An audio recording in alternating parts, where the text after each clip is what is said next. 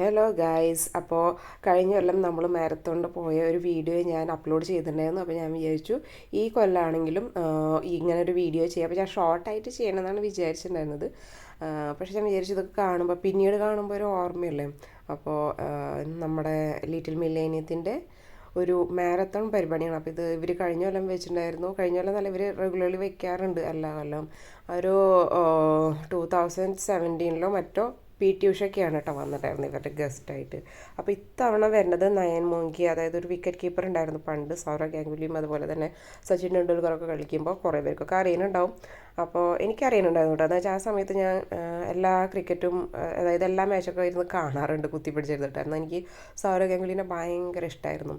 അപ്പോൾ ഇവിടെ കുറേ പരിപാടികൾ വെച്ചിട്ടുണ്ട് കേട്ടോ. ഓരോരോ ഇങ്ങനെ സ്റ്റോൾസ് വെച്ചിട്ടുണ്ട്, ഫോട്ടോ എടുക്കാനൊക്കെ ആയിട്ട്, ഫോട്ടോ ബൂത്തൊക്കെ ആയിട്ട്, പിന്നെ പിള്ളേർക്ക് കളിക്കാൻ വേണ്ടിയിട്ടുള്ള കാര്യങ്ങളൊക്കെ ഉണ്ട്. അപ്പോൾ ഷൗര്യയുടെ കുറേ ക്ലാസ്സിൽ പഠിക്കുന്ന പിള്ളേരുണ്ടാവും, അപ്പോൾ പുറത്തുള്ള പിള്ളേരും ഉണ്ടാവും, അതായത് വേറെ സ്കൂളിൽ നിന്നുള്ള പിള്ളേരും.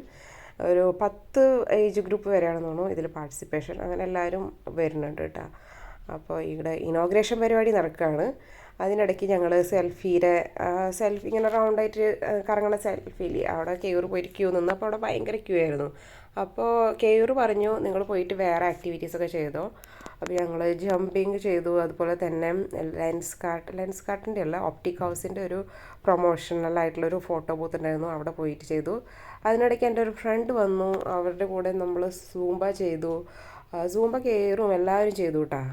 പിന്നെ ഇവിടെ ഒപ്പീനിയൻ എഴുതാൻ വേണ്ടിയിട്ട് ഒരു വലിയൊരു വൈറ്റ് പേപ്പർ വെച്ചിട്ടുണ്ടായിരുന്നു. അപ്പോൾ അവരുടെ പേരെഴുതുമ്പോൾ പക്ഷേ അവിടെ ഇവിടേക്കായിട്ടാണ് എഴുതുന്നുണ്ടായിരുന്നത് കേട്ടോ. ഓരോ സ്പെല്ലിങ്ങിന് ഇടയ്ക്ക് ഭയങ്കരമായിട്ട് ഗ്യാപ്പ് ഇട്ടിട്ടാണ് ചെയ്യുന്നുണ്ടായിരുന്നത്. ചില സമയത്ത് നമുക്ക് തോന്നും നമ്മുടെ കുട്ടി നമ്മളില്ലാണ്ട് എന്താ ചെയ്യാലേന്ന്. അപ്പോൾ നമുക്കങ്ങനെ ഭയങ്കര പേടിയും കാര്യങ്ങളൊക്കെ തോന്നും കേട്ടോ. പക്ഷേ അവരുടെ ഫ്രണ്ട്സിനെ ഭയങ്കര ഇൻറ്റിമേറ്റ് ആയിട്ടുള്ള വല്ല ഫ്രണ്ട്സിനെ കണ്ടിട്ടുണ്ടെങ്കിൽ ഉണ്ടല്ലോ, അപ്പോൾ നമുക്ക് തോന്നും ദൈവമേ ഇവരെന്നെയൊന്നും വേണ്ടേന്ന്. അപ്പോൾ അങ്ങനെ കഴിഞ്ഞ പ്രാവശ്യം നമ്മളിവനെ ഓടിക്കാൻ വന്നപ്പോണ്ടല്ലോ ഭയങ്കര വിഷമമായിട്ടായിരുന്നു ഉള്ളിലേക്ക് പോയിട്ടുണ്ടായിരുന്നു നമ്മളെ വിട്ടിട്ട്. അപ്പോൾ ഇത്തവണ അങ്ങനെ ഉണ്ടാവില്ല അതെനിക്കറിയായിരുന്നു, പക്ഷേ ഇത്ര ഹാപ്പി ആയിട്ട് പോകുന്നറിയില്ല. അപ്പോൾ ആ ബ്രൗൺ ജാക്കറ്റ് ഇട്ട് വരുന്നത് എൻ്റെ ഫ്രണ്ടും അവളുടെ മോനുമാണ് കേട്ടോ. ആ കുട്ടിക്ക് 3 വയസ്സാണ്. 3 വയസ്സായ കുട്ടിയുടെ ആദ്യത്തെ മാരത്തണായിരുന്നു കേട്ടോ അത്. അത് നല്ല പോലെ ഓടി. അപ്പോൾ 3 വയസ്സായ വരെയുള്ളവർക്ക് 4 വയസ്സായ വരെയുള്ളവർക്ക് പാരൻസിൻ്റെ കൂടെ ഓടാം, അല്ലെങ്കിൽ തന്നെയാണ് ഓടേണ്ടത്. അപ്പോൾ കഴിഞ്ഞ കൊല്ലം ഷൗര്യ 4 വയസ്സ് കഴിഞ്ഞ ഒരു സമയത്തായിരുന്നു അവൻ്റെ ഓട്ടം വന്നിട്ടുണ്ടായിരുന്നത്. അപ്പോൾ അവൻ ഫുഡ് കഴിച്ചുകൊണ്ട് ഇരിക്കുകയായിരുന്നു. എന്താ വെച്ചാൽ കുറച്ച് ടൈം ഉണ്ടായിരുന്നു ഇവർക്ക് വരാൻ വേണ്ടിയിട്ട്. അപ്പോൾ അതിനിടയ്ക്ക് പോയതുകൊണ്ടാണോ ഞങ്ങൾ വിട്ടു പോകണോണ്ടാണോ എന്നറിയില്ല, ഭയങ്കരമായിട്ട് കരഞ്ഞിട്ടാണ് പോയത്. പക്ഷേ ഇത്തവണ അങ്ങനെ വലിയ കുഴപ്പമൊന്നും ഉണ്ടായിരുന്നില്ല. എന്ന് വെച്ചാൽ അവൻ്റെ ബെസ്റ്റ് ഫ്രണ്ടിനെ അവന് കിട്ടി.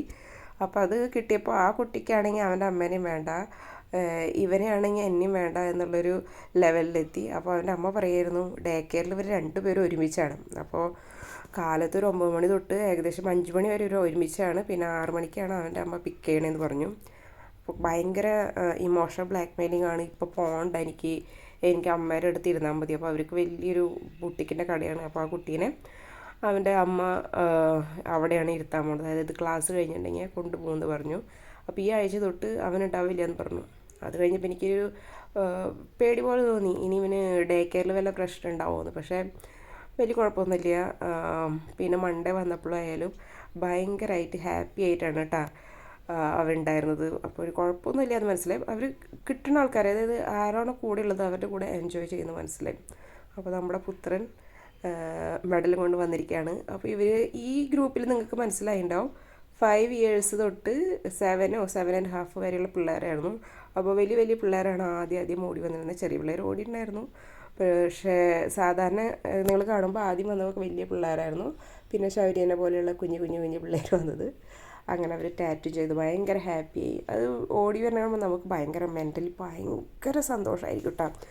മെൻ്റലി ഹാപ്പിനെസ് ഭയങ്കരമായിരിക്കും. അപ്പോൾ കെയർ ഭയങ്കരമായിട്ട് ക്യൂ നിന്നിട്ടാണ് നമ്മൾ ഈ പരിപാടിക്ക് നിന്നത്. പക്ഷേ അടിപൊളിയായിരുന്നു. പിന്നെ നല്ലൊരു മെമ്മറിയാണ് ക്രിയേറ്റ് ചെയ്തത്.